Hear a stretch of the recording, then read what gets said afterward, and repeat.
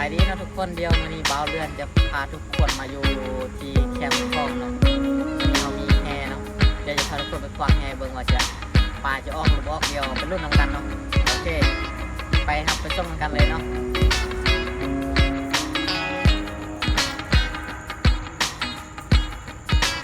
รอบแรกแข่งมาครับ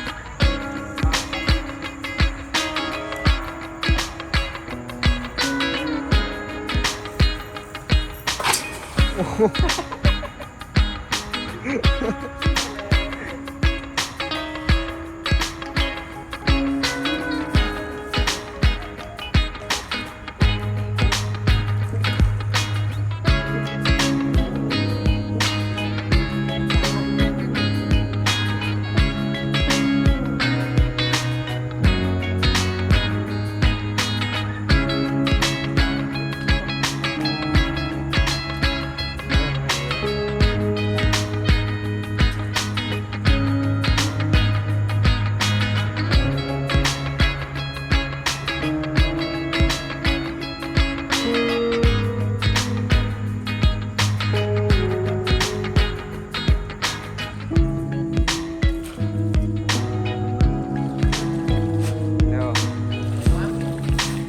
ทำใจ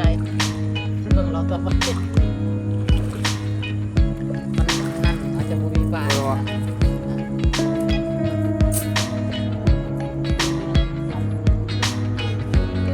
งานคลิปเดี๋ยวใส่เหงือก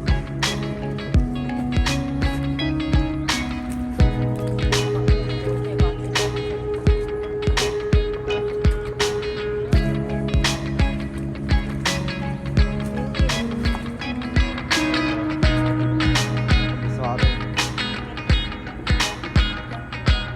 ไปเป็นที่ยินนะมองก็เจ้าเนี่ยย่างไปเลยผมตาม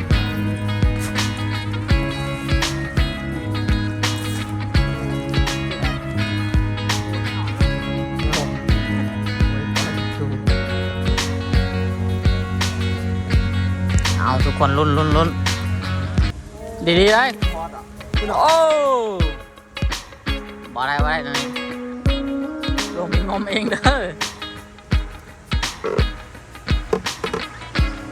นี่นะข้างหน้านี่มอนี่น่าจะโอเคกว่าน้ำหอมควางถึงเรียบตามแคมป์คลองหลวงพระวังเนาะเบิ่งว่าจะมีปลาบ่แม่นแหละซื่อๆเนี่ยลงเลย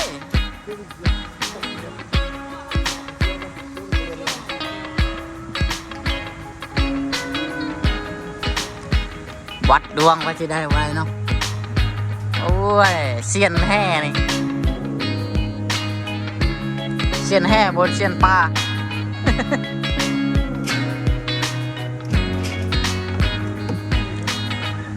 ได้เดี๋ยวนี้นะได้เพราะเดี๋ยวนี้นะได้ขี้เหงื่อว่ะแล้วว่าเสียนนี่เดี๋ยวนี้อยู่กองอยู่แคมป์คลองเนาะมาลองแห่เบิ่งว่าจะได้บ่ติดตามชมกันเนาะวัดดวงมานี่อยู่แคมป์คลองอ้าวแห้วอีกบ่แห้วอยู่แล้ว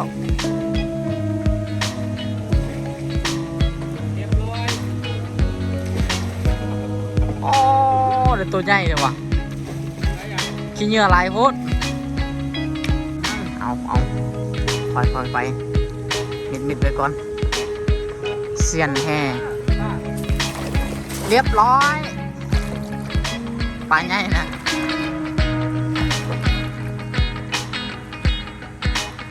ดู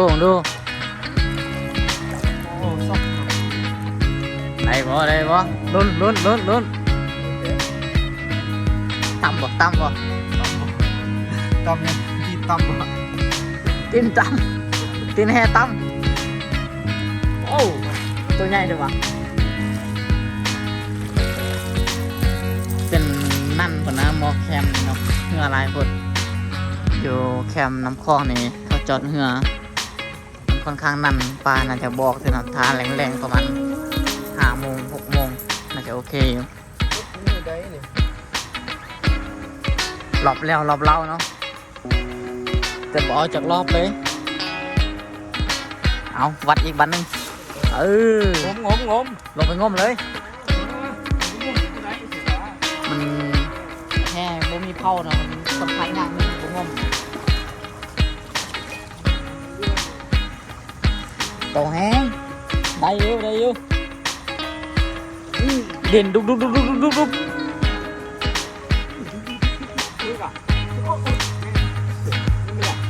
เรียบร้อยปรากฏมันอ่ะปรากฏวันหรือว่าแก้ว đi đấy saoไปไหนแห่โอ้ว้าวน้องแห่น่ะบอกว่าจับมันเยอะยิ่งมับทึกเงี้ยงมาดิน่ะเกาะเงี้ยงมันออกบ่ได้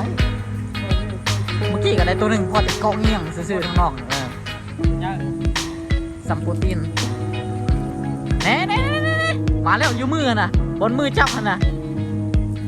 โดบนมือจับมันน่ะกดบ่ได้เนาะบนโตนี่ตีปักมือน่ะโอ้มาตัวแรกแห่งมันบนตัวแรกเอาเมื่อกี้ได้2-3 ตัวแล้ว ใหญ่โคตรเสลียงบอเสลียงบก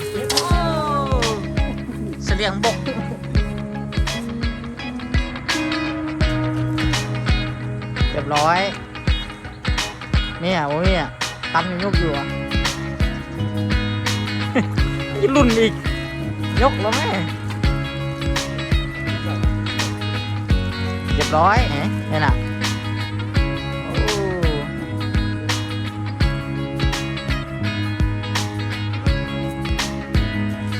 ได้อยู่ที่ไหนเดี๋ยวเราที่มา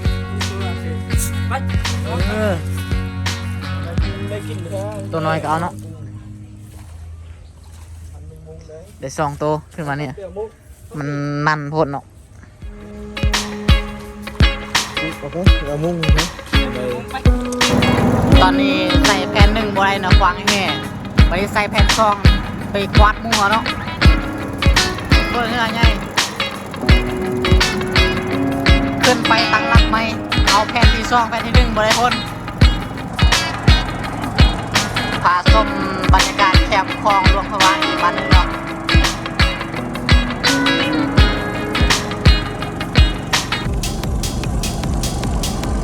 อากาศดีขนาดทุกคน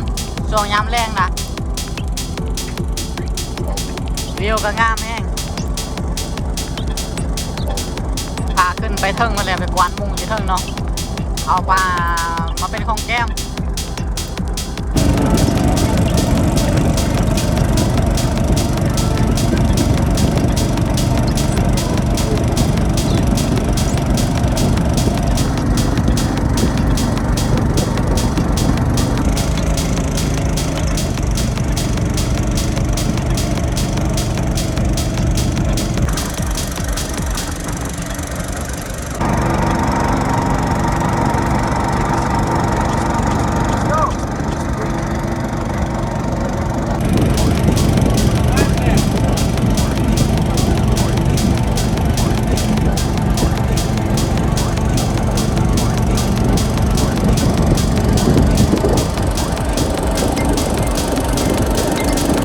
ตอนนี้อยู่กลางคลองเลยเนาะกำลังเล่นที่ว่าข้ามไปกลางคลอง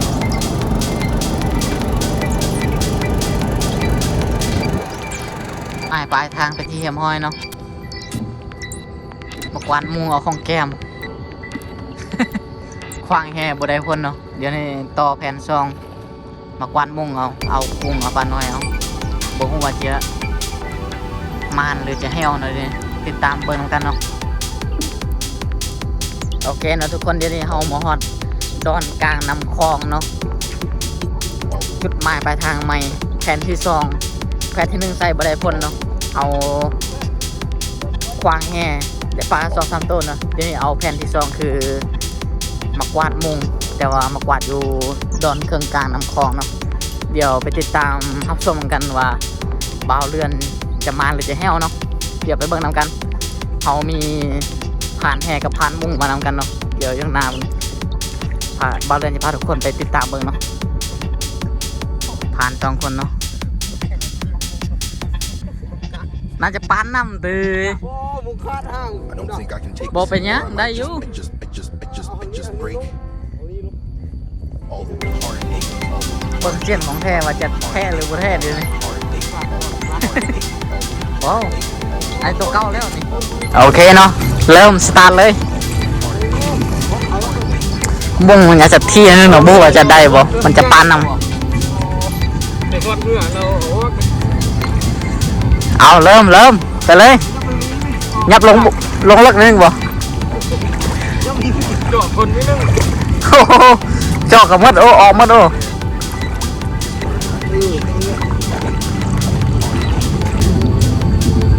เป็นปานที่สายกูได้เนาะเป็นขี้ต้มแบบ เบิ่งว่าจะได้ผลบ่เนาะ สายเดียว วิวก็งามแห้งนะอยู่กลางๆดอนนี้เบิ่งไปในเมือง อยู่ในเมืองแต่ชีวิตพื้นบ้านเนาะใส่ชีวิตแบบบ้านๆเลยกวาดมุงเอากุ้งเอาปลาน้อยไปทับเป๊ะว่าจะได้ตามแผนบ่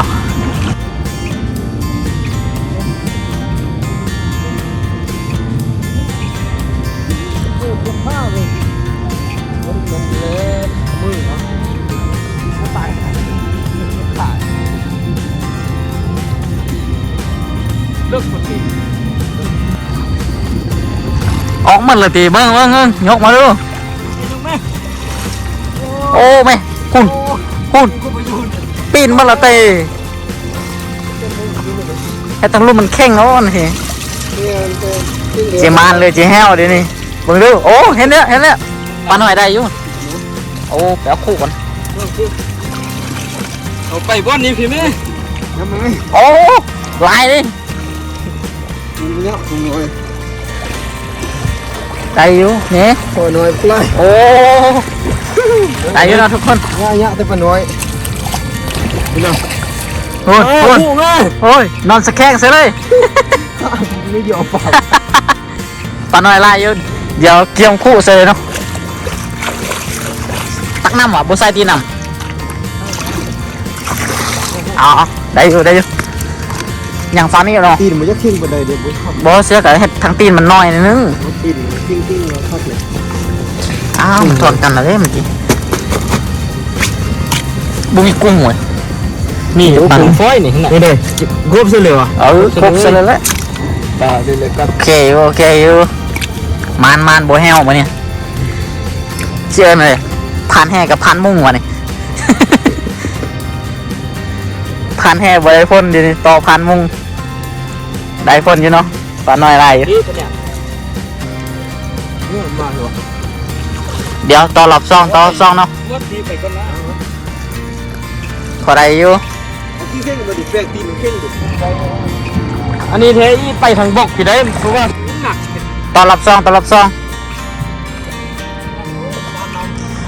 ขันมุ่งตัวห่างๆนิดนึงพอดีเนาะ พลาดเลย เห็นเลยจิกผ่านออกบ่เอาแต่มุ่งทางข้าง โอเครอบซองเบิ่งว่าจะได้บ่เนาะกลางคลองเนาะนำหอดคอตีน มันก็ไม่ได้เลิกเลยกลางคลองนี่นะพอเขาขี้ทรายมาทมเป็นดอนกลางๆเป็นดอนมุงคุ้นเนาะเดี๋ยวเอามากวาดแล้วขี้ทรายมันไหลลงมามันจะเป็นดอนยาวลงไปลุ่มเนาะคือทุกคนเห็น แต่นั้นไปไว มานต่อโอเคเนาะเสร็จเอา คอขึ้นมาข้าง มานอีกบ่โอ้ข้าวเลยทุกคน อ้าว มีแต่กุ้งเว้ย นี่กุ้งให้ถึงจะเปล่า ปลาน้อย อันนี้เลยเอานี่ ได้อยู่เนาะรอบที่สองเนาะได้อยู่ ประมาณ นี่กุ้ง กุ้งเคินกุ้งอย่างกุ้งฟอยเนาะ กุ้งฝอย ได้อยู่ ไอ้เลื่อนล่องลูกนี่ ส่วนใหญ่จะมีแต่ปลาน้อยเนาะคล้ายๆปลาที่เขาเห็นปลาแก้วปลาอย่างนั้นนะรอบเมื่อกี้ได้ปลาใหญ่อยู่รอบนี้มีแต่ปลาน้อยกับกุ้งฟอย ตื่นเด้ตื่นเถอะ ลองฟังนี่นะบัดนี้ปัดเข้าทำกันดูสุดได้เลยบ่เอาอีกวะ รับปลาน้อยอ่ะ เอาไปเฮ็ดนั่นๆแล้วก็เดี๋ยวก้อยมีเมืองนาวอยู่ดิเอาเมื่อกี้ลืมจับเมืองนาวอยู่ห้องมาได้อยู่สำเนียงพอดีคือเฮ็ดก้อยทับเป๊ะผสมกันเลยทั้งขี้ได้อยู่เนาะปลาน้อยนี่เนาะใส่ทั้งขี้ทั้งเก็ดนะ หน้า บ่ กิน เขาก็เฮ็ดอันนั้นเฮ็ดตัวดิบกับตัวครัวตัวหนึงครัวตัวหนึงดิบโอเคเนาะเดี๋ยวไปต่อรอบ3พอได้อยู่ไปเฮ็ดเมนูปลาเต้นเนาะบ่เป็นกุ้งเต้น ดี เอาเนาะมื้อนี้เจ้าของโทรศัพท์กำลังลองเบิ่งเนาะกดกุ้งวิวก็งามเนาะพี่น้องเนาะเกี่ยมคลองล่วงพระบางเอามื้อนี้ FC ฝากเสียงแน่นมาเด้อ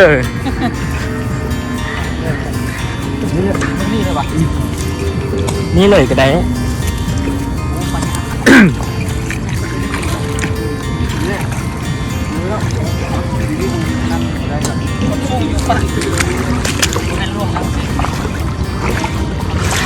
เอามันตอนนี้กำลังลงเนาะ